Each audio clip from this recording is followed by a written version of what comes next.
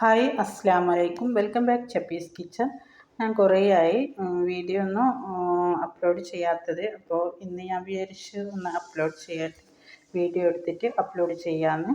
അപ്പോൾ ഞാൻ ബട്ടൂറയും ബട്ടർ ചിക്കനാണ് ഉണ്ടാക്കുന്നത്. ഫസ്റ്റ് ഞാൻ ബട്ടൂറയ്ക്ക് വേണ്ട മാവൊന്ന് റെഡിയാക്കുകയാണ്. അതിനുവേണ്ടി 2 കപ്പ് മൈദ എടുത്തിട്ടുണ്ട്. എന്നിട്ട് അതിലേക്ക് കുറച്ച് 1 ടീസ്പൂൺ ഈസ്റ്റ്, ആവശ്യത്തിന് ഉപ്പ് കൂടി ചേർത്തിട്ട് പിന്നെ 1 ടീസ്പൂൺ പഞ്ചസാരയും കൂടി ചേർത്തിട്ടുണ്ട്. എന്നിട്ട് ഇതെല്ലാം കൂടിയിട്ട് നന്നായിട്ടൊന്ന് ഞാൻ മിക്സാക്കി എടുക്കുകയാണ്. എൻ്റെ വീഡിയോ കണ്ടുകൊണ്ടിരിക്കുന്ന സമയത്ത് നിങ്ങൾക്ക് ഇഷ്ടപ്പെടുകയാണെങ്കിൽ മറക്കാതെ തന്നെ ആ ലൈക്ക് ബട്ടൺ ഒന്ന് ക്ലിക്ക് ചെയ്യണേ.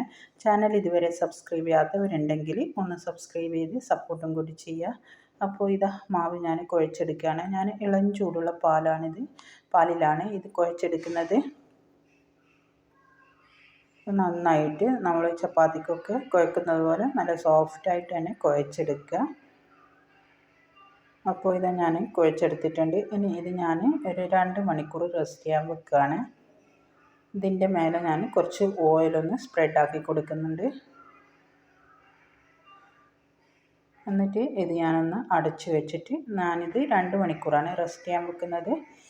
ചൂടുള്ള സമയത്തൊക്കെ ആണെങ്കിൽ വേഗം തന്നെ ഇത് പൊങ്ങിക്കിട്ടും.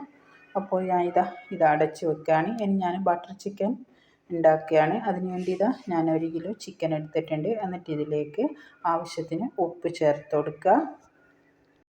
ഉപ്പ് ചേർത്തതിന് ശേഷം പിന്നെ ഞാൻ ഇതിലേക്ക് 2 ടീസ്പൂൺ കാശ്മീരി മുളക് പൊടി ചേർത്ത് കൊടുക്കുന്നുണ്ട്.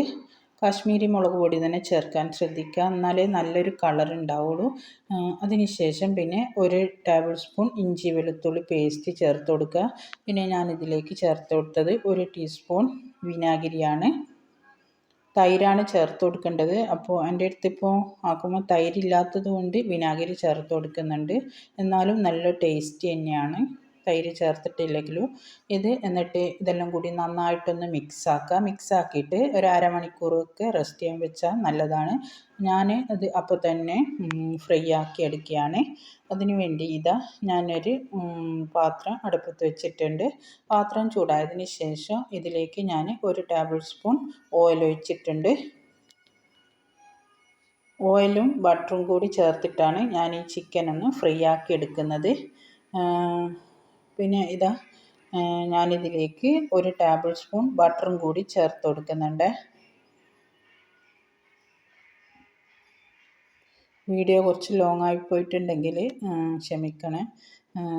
എന്നോട് ഇത് ക്യാമറ ഓഫാക്കാൻ മറന്നുപോയിട്ടുണ്ട്. അപ്പോൾ ഞാൻ ഇതിലേക്ക് 1 ടേബിൾ സ്പൂൺ ബട്ടർ ചേർത്ത് കൊടുക്കുന്നുണ്ട്. ബട്ടർ ഒന്ന് മെൽട്ടായതിന് ശേഷം ഞാനിതിലേക്ക് ചിക്കൻ ചേർത്ത് കൊടുക്കുകയാണ്. ചിക്കൻ നന്നായിട്ട് ഇതിൽ നിന്ന് തന്നെ വേവിച്ചെടുക്കുക. നമ്മൾ കറിയിലിട്ടിട്ട് അത്ര വേവിക്കുന്നൊന്നുമില്ലല്ലോ. കറിയിൽ ചിക്കൻ ഇട്ട് കൊടുത്താൽ ഒന്ന് തിളപ്പിച്ചെടുക്കുകയേ ചെയ്യുന്നുള്ളൂ. അപ്പോൾ നമ്മൾ ഇതിൽ നിന്ന് നല്ലോണം ഫ്രൈ ആക്കി എടുക്കുക.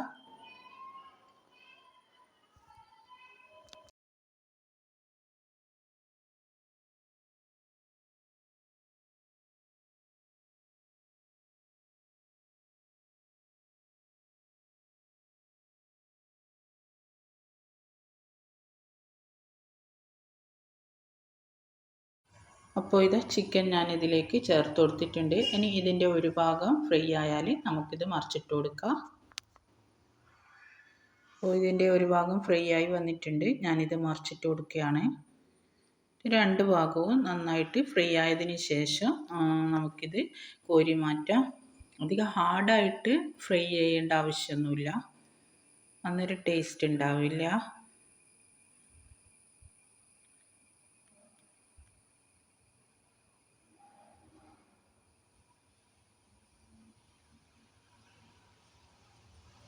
അപ്പോൾ ചിക്കൻ നന്നായിട്ട് ഫ്രൈ ആയിട്ടുണ്ട്. 2 ഭാഗവും നന്നായിട്ട് ഫ്രൈ ആയി വന്നിട്ടുണ്ട്. ഇനി ഞാനിത് കോരി മാറ്റാണ്.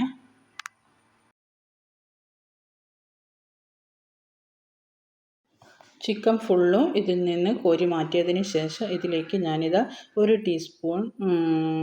ടീസ്പൂണും കൂടി ബട്ടർ ചേർത്ത് കൊടുത്തിട്ടുണ്ട്. ഞാൻ അതേ പാത്രത്തിൽ തന്നെയാണ് കറി ഉണ്ടാക്കുന്നത്. എന്നിട്ട് ഇതിലേക്ക് 2 സവാള ചേർത്ത് കൊടുത്തിട്ടുണ്ട്. സവാള കട്ട് ചെയ്തിട്ട് ചേർത്ത് കൊടുത്തിട്ടുണ്ട്. എന്നിട്ട് ഇതിലേക്ക് ആവശ്യത്തിന് ഉപ്പും കൂടി ചേർത്ത് കൊടുത്തിട്ട് ഇതൊന്ന് വഴറ്റിയെടുക്കുക.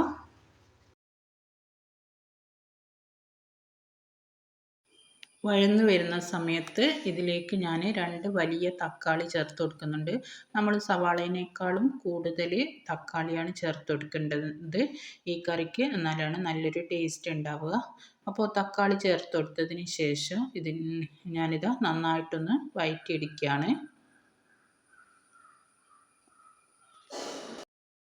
അധികം വഴന്ന് വരേണ്ടതൊന്നുമില്ല, നമ്മളിത് അരച്ചെടുക്കുകയാണല്ലോ ചെയ്യുന്നത്. ഇതുപോലെ ഒന്ന് വാടി വന്നാൽ മതി. ഇനി ഇതിലേക്ക് ഞാൻ എന്നോട് കാണിക്കാൻ വിട്ടുപോയിട്ടുണ്ട്. ഞാൻ 1 ടീസ്പൂൺ കാശ്മീരി മുളക് പൊടിയും 1 ടീസ്പൂൺ മല്ലിപ്പൊടിയും കൂടി ചേർത്ത് കൊടുത്തിട്ടുണ്ട്. എന്നിട്ട് ഒന്ന് മിക്സ് ആക്കിയതാണ്. എന്നിട്ട് ഞാൻ ഫ്ലെയിം ഓഫ് ചെയ്തിട്ടുണ്ട്. ഇനി ഇത് ഫ്ലെയിം ഓഫ് ചെയ്തതിന് ശേഷം ഞാനിത് അരച്ചെടുത്തിട്ട് ആ പാത്രത്തിലേക്ക് തന്നെ ഒഴിച്ചു കൊടുത്തിട്ടുണ്ട്. ഞാൻ ഈ തക്കാളി സവാളയൊക്കെ നന്നായിട്ട് അരച്ചെടുത്തിട്ടുണ്ട്. എന്നിട്ട് ഇതിലേക്ക് ഒഴിച്ചു കൊടുത്തിട്ട് കുറച്ചും കൂടി വെള്ളം ഞാൻ ഇതിലേക്ക് ഒഴിച്ചു കൊടുക്കുന്നുണ്ട്. വെള്ളം ഒഴിച്ചെടുത്തതിന് ശേഷം ഇതിലേക്ക് ഞാനിതാ ഫ്രൈ ആക്കി വെച്ച ചിക്കൻ പീസ് ഉണ്ടല്ലോ, അത് ഫുള്ളും ഇതിലേക്ക് ചേർത്ത് കൊടുക്കുകയാണ്. എന്നിട്ട് നന്നായിട്ടൊന്ന് തിളപ്പിച്ചെടുക്കുക. എന്നിട്ട് ഉപ്പൊക്കെ ചെക്ക് ചെയ്ത് നോക്കിയിട്ട് കുറവാണെന്നുണ്ടെങ്കിൽ ഉപ്പ് ചേർത്ത് കൊടുക്കുക. ഈ കറി തിക്കായിട്ട് തന്നെ ആണല്ലോ ഉണ്ടാവുക. അപ്പോൾ കുറച്ച് ഗ്രേവി വേണമെന്നുണ്ടെങ്കിൽ വെള്ളം ഒഴിച്ച് കൊടുത്താൽ മതി. ഇനി ഇതിലേക്ക് ഞാൻ കുറച്ച് കസൂരി മേത്തി ചേർത്ത് കൊടുക്കുന്നുണ്ട്. കയ്യിൽ വെച്ചൊന്ന് പൊടിച്ചിട്ട് ഞാനിതിലേക്ക് ചേർത്ത് കൊടുത്തിട്ടുണ്ട്. 1 ടീസ്പൂൺ കസൂരി മേത്തി ചേർത്ത് കൊടുത്തിട്ടുണ്ട്. അതിനുശേഷം ഇതിലേക്ക് ഒരു 1/2 ടീസ്പൂൺ ഗരം മസാലപ്പൊടിയും കൂടി ചേർത്ത് കൊടുത്തിട്ടുണ്ട്. എന്നിട്ട് ഇതെല്ലാം കൂടിയിട്ട് നന്നായിട്ടൊന്ന് മിക്സ് ആക്കുക. ഇനി ഇതിലേക്ക് ഞാൻ കുറച്ച് കുക്കിംഗ് ക്രീം ചേർത്ത് കൊടുക്കുന്നുണ്ട്. ഒരു 2 ടീസ്പൂൺ കുക്കിംഗ് ക്രീമും കൂടി ചേർത്ത് കൊടുത്തിട്ടുണ്ട്. പിന്നെ കുറച്ച് മല്ലിയില ചെറുതായിട്ട് കട്ട് ചെയ്തതും കൂടി ചേർത്ത് കൊടുത്തിട്ടുണ്ട്. എന്നിട്ട് ഇതെല്ലാം കൂടിയിട്ട് നന്നായിട്ടൊന്ന് മിക്സ് ആക്കുക. എന്നിട്ട് ഒന്ന് തിളച്ച് വന്നാൽ നമുക്കിത് ഫ്ലെയിം ഓഫ് ചെയ്യാം. അപ്പോൾ നന്നായിട്ട് തിളച്ച് വന്നിട്ടില്ലേ, നല്ല ടേസ്റ്റുള്ളൊരു കറിയാണ് ഇത്. ക്രീം പോരാന്ന് തോന്നിയിട്ട് ഞാൻ കുറച്ചും കൂടി ഒന്ന് ഒഴിച്ച് കൊടുത്തിട്ടുണ്ട്. എന്നിട്ടൊന്ന് ഇത് അടച്ച് വെക്കണം. എന്നിട്ടൊരു 3-4 മിനിറ്റ് ഒന്ന് തിളപ്പിച്ചെടുത്താൽ മതി. അപ്പോൾ ഇതെൻ്റെ കറി നന്നായിട്ട് റെഡി ആയിട്ടുണ്ട്. ഞാൻ ഫ്ലെയിം ഓഫ് ചെയ്തിട്ട് ഇതൊരു സെർവിങ് ബൗളിലേക്ക് മാറ്റുകയാണ്. നല്ല തിക്ക് ഗ്രേവിയാണ് ഇത്, നല്ല ടേസ്റ്റും ഉണ്ട്. ഞാൻ ടേസ്റ്റ് ചെയ്ത് നോക്കിയിട്ടാണ് നിങ്ങളോട് പറയുന്നത്. ഇത് ബട്ടൂറിൻ്റെ ഒക്കെ കിടിലൻ ടേസ്റ്റാണ്. പൊറോട്ട, ബട്ടൂർ, ചപ്പാത്തി ഇതിൻ്റെ കൂടെയൊക്കെ നല്ല കോമ്പിനേഷനാണ്. അപ്പോൾ ഞാനിപ്പോൾ ഇതിന് ബട്ടൂറയാണ് ഉണ്ടാക്കുന്നത്. അപ്പോൾ ട്രൈ ചെയ്ത് നോക്കിയിട്ട് അഭിപ്രായം അറിയിക്കണേ. ഇനി ഞാൻ ബട്ടൂർ റെഡിയാക്കുകയാണ്.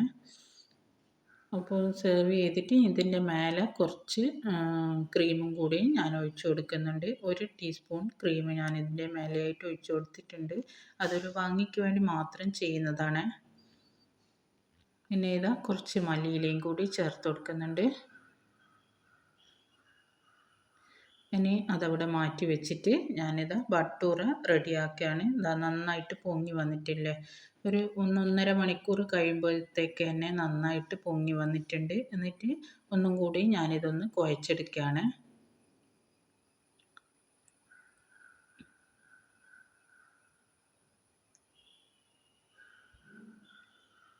ഇനി നന്നായിട്ട് കുഴച്ചെടുത്തിട്ടുണ്ട്. ഇനി ഇത് ഓരോരോ ബോൾസാക്കി എടുത്തിട്ട് നമുക്കിത് പരത്തിയെടുക്കാം. അധികം തിന്നായിട്ട് പരത്തിയെടുക്കരുത്, കുറച്ച് തിക്കായിട്ട് വേണം ഇത് പരത്തിയെടുക്കാൻ.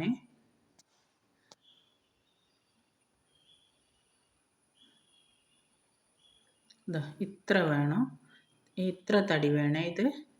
ഇനി ഇത് 4 കോണായിട്ട് ഞാൻ കട്ട് ചെയ്തെടുക്കുകയാണ്. ബട്ടൂർ എല്ലാവർക്കും അറിയാവുന്നത് ആണല്ലോ. അറിയാവുന്നവരോട് ഞാൻ അറിയാത്തവർക്കായിട്ട് ഞാനിത് പറഞ്ഞു കൊടുക്കുന്നതാണ്. അപ്പോൾ ഇനി ഇത് ഫ്രൈ ആക്കിയെടുക്കുക. അതിന് വേണ്ടി ഒരു ചീനച്ചട്ടിയിൽ ഞാൻ ഓയിൽ ഒഴിച്ചിട്ട് ഓയിൽ ചൂടായിട്ടുണ്ട്. ഇനി ഇതിലേക്ക് ഇട്ടിട്ട് ഞാൻ ഫ്രൈ ആക്കി എടുക്കുകയാണ്. അപ്പോൾ നമുക്ക് ഫുള്ളും ഇതിങ്ങനെ തന്നെ ഫ്രൈ ആക്കി എടുക്കാം. നന്നായിട്ട് പൊങ്ങി വരുന്ന സമയത്ത് ഇത് നമുക്ക് മറിച്ചിട്ട് കൊടുക്കാം.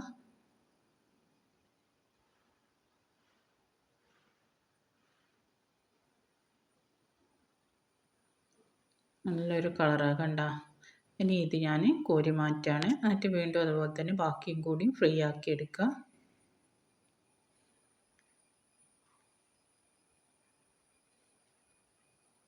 അപ്പോൾ ഞാൻ ബാക്കിയും കൂടി ഫ്രൈ ആക്കി എടുത്തിട്ടുണ്ട്. അപ്പോൾ എൻ്റെ ബട്ടർ ചിക്കനും ഭട്ടൂരയും റെഡി ആയിട്ടുണ്ട്. എല്ലാവരും ഒന്ന് ട്രൈ ചെയ്ത് നോക്കിയിട്ട് അഭിപ്രായങ്ങളും നിർദ്ദേശങ്ങളൊക്കെ കമൻറ്റ് ബോക്സിൽ അറിയിക്കുക. ഭട്ടൂര കണ്ടില്ല, നന്നായിട്ട് പൊങ്ങി നല്ല സോഫ്റ്റായിട്ട് കിട്ടിയിട്ടുണ്ട്. നല്ല ടേസ്റ്റുമാണ്, കിടിലൻ കോമ്പിനേഷനാണ്. അപ്പോൾ എൻ്റെ വീഡിയോ ഇതുവരെ സബ്സ്ക്രൈബ് ചെയ്യാത്തവരുണ്ടെങ്കിൽ ഒന്ന് സബ്സ്ക്രൈബ് ചെയ്ത് സപ്പോർട്ടും കൂടി ചെയ്യുക. അപ്പോൾ ഇൻഷാ അല്ലാഹ് വീണ്ടും കാണാം. അസ്സലാമു അലൈക്കും.